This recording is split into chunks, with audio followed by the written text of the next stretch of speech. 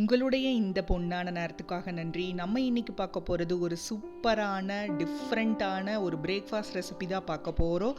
சைவ தோசைக்கறி தான் பார்க்க போகிறோம். இது பார்த்திங்கன்னா அசல் அப்படியே நான்வெஜ் டேஸ்ட்டில் இருக்கும். இது சிம்பிள் அண்ட் ஈஸியாக செஞ்சிடலாம். வாங்க எப்படி செய்கிறதுன்னு பார்க்கலாம்.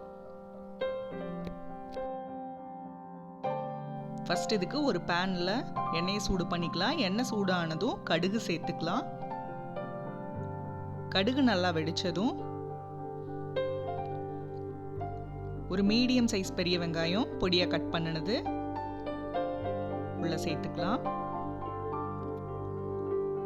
அடுத்து ஒரு கொத்து கருவேப்பிலை பொடியாக கட் பண்ணினது சேர்த்துட்டு வெங்காயத்தை ஓரளவுக்கு வதக்கிக்கலாம். வெங்காயம் ஓரளவு வதங்கினதும் ஒரு பெரிய சைஸ் தக்காளி பொடியாக கட் பண்ணினது உள்ள சேர்த்து ஒன்ஸ் வதக்கிக்கலாம்.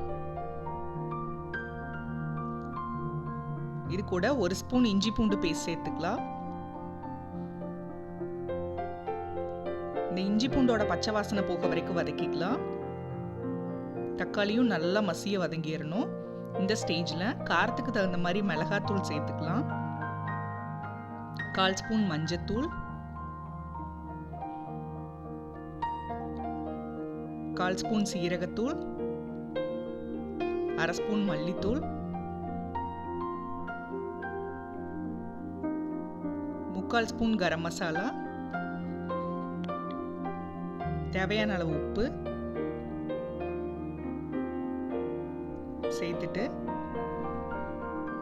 ஒன்ஸ் வதக்கிட்டு பெரிய சைஸ் சோயாவை எடுத்துக்கோங்க. இந்த மாதிரி கட் பண்ணி எடுத்துக்கலாம். அலசி எடுத்துட்டு கட் பண்ணுங்க. கட் பண்ணுறதுக்கு கொஞ்சம் கஷ்டமாக இருந்துச்சுன்னா ஒரு 5 நிமிஷம் போல் ஊற வச்சு கட் பண்ணுங்க. ஈஸியாக கட் பண்ணிக்கலாம். உள்ள சேர்த்துட்டு ஒன்ஸ் கலந்து விட்டுட்டு 1 கப் போல் தண்ணி சேர்த்துக்கலாம். தண்ணி சேர்த்துட்டு ஒன்ஸ் கலந்துட்டு இந்த தண்ணி நல்லா ட்ரை ஆக வரைக்கும் நம்ம வேக வச்சு எடுத்துக்கலாம்.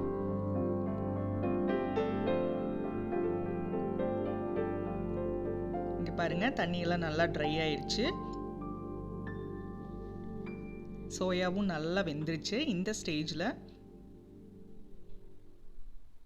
நம்ம கொஞ்சமாக நறுக்கின மல்லி இலை தூவி நல்லா கலந்துட்டு ஸ்டவ் ஆஃப் பண்ணி நம்ம இறக்கிடலாம். இப்போ இதை ஓரமாக வச்சுட்டு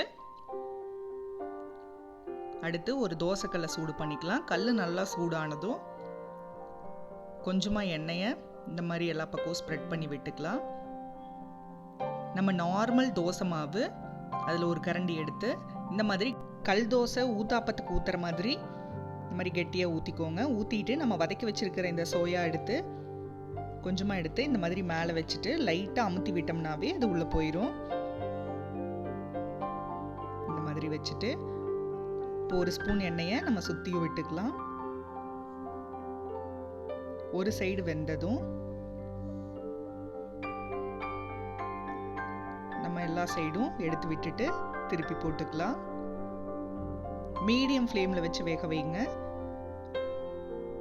இப்போ பார்த்தா அடுத்த சைடும் திருப்பி பார்க்கலாம்.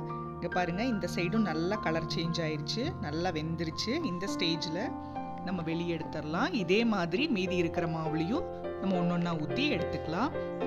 இப்போ பார்த்தீங்கன்னா நம்மளோட சூப்பரான இந்த தோசைக்கறி ரெடி ஆயிடுச்சு. இதுக்கு சைடிஸ் எல்லாம் எதுவும் தேவையில்லை, அப்படியே நம்ம சாப்பிட்லாம். அவ்வளோ சூப்பராக இருக்கும். நீங்களும் வீட்டில் ட்ரை பண்ணி பாருங்கள். அது சுவைகளும் சங்கமிக்கட்டும் அனைவரது இல்லங்களிலும்.